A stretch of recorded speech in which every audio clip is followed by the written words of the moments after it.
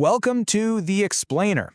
Today, we are digging into a blueprint for better teaching. It's all based on a really important report that lays out the essential, evidence-backed skills every new teacher needs to not just survive, but actually thrive in the classroom. All right, first up, the teacher's trial by fire. Let's kick things off with a problem that honestly is way too common for new educators.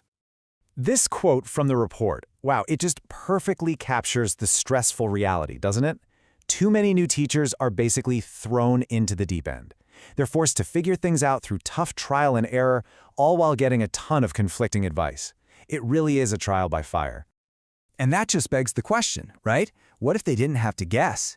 Imagine the difference it would make for students and for the teachers themselves if we could give every new educator a toolkit of proven strategies from day one. Well, that's exactly what the report from the Australian Education Research Organisation is proposing. It's a simplified, super clear set of non-negotiables for teacher training. And the best part is, it's all built on solid scientific evidence. Okay, so let's get into the first big pillar of this framework. To teach well, you've got to start with the science of how our brains actually learn things. This is so fascinating. It's all about the core difference between a novice learner and an expert. You see, a novice looks at new information and just sees a bunch of separate puzzle pieces. But an expert, they've already built a mental model. It's called a schema, which is kind of like having the picture on the puzzle box. It lets them see where all the new pieces fit way more efficiently. So, to help a novice become an expert, teachers have to manage this one major bottleneck in the brain. It's called cognitive load. Basically, our working memory, the part of our brain that's juggling new info, is surprisingly limited. You know, a great way to think about it is like your brain's internet bandwidth. If you try to download too much complex stuff all at once, the connection just slows to a crawl. Things get lost, and the whole download fails. When we overload a student's cognitive load, learning either gets mixed up or just plain forgotten. This brings us to a really interesting point about some super popular ideas you've probably heard about learning. You know, things like being a left brain or right brain person, or having a specific learning style, visual, auditory, or kinesthetic. The answer? A hard no. The research is crystal clear. These are what we call neuromyths. They came from misinterpreting real brain science. And the report makes it plain that teaching based on these myths is at best a waste of time, and at worst can actually hold the student back. Okay, so if we're throwing out the myths and focusing on the real science, then what actually works? What are the practical, evidence-backed tools that every teacher should have in their toolkit? The report boils it all down to this really clear, repeatable cycle. You start with smart planning, sequencing the lessons just right. Then, you move to explicitly showing students how to do something, with lots of support. And finally, you close the loop by constantly checking for understanding and giving targeted feedback. And look, this is the key part. These are not just nice ideas or the latest fad. We are talking about practices backed by literally hundreds and hundreds of studies. Take explicit instruction.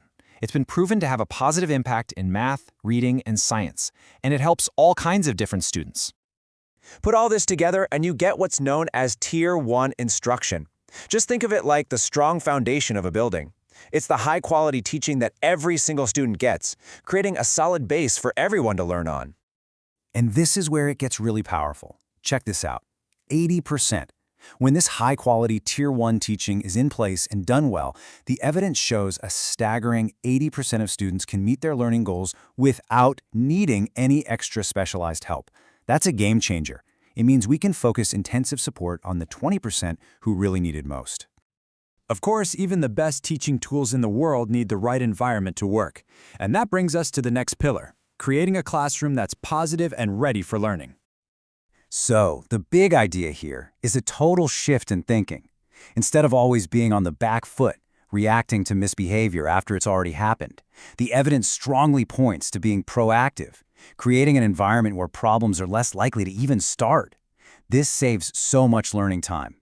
And this is what that actually looks like in a classroom. It's not about being a strict disciplinarian. It's about creating predictability with clear rules and routines. It's setting high expectations, showing students the behavior you want to see, and when issues do pop up, handling them calmly and consistently.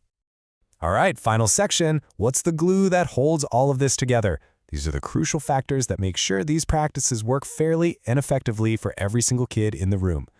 The report has this great term for them, enabling factors. And they're called that for a reason, because they recognize a simple truth.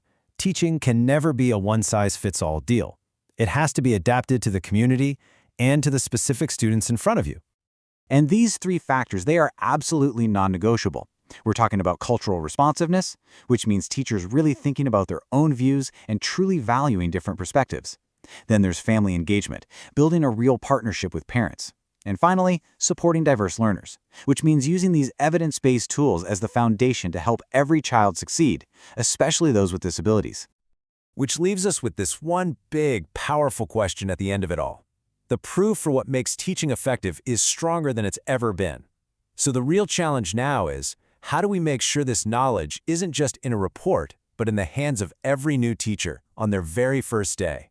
Because that's what will make the difference for millions of students.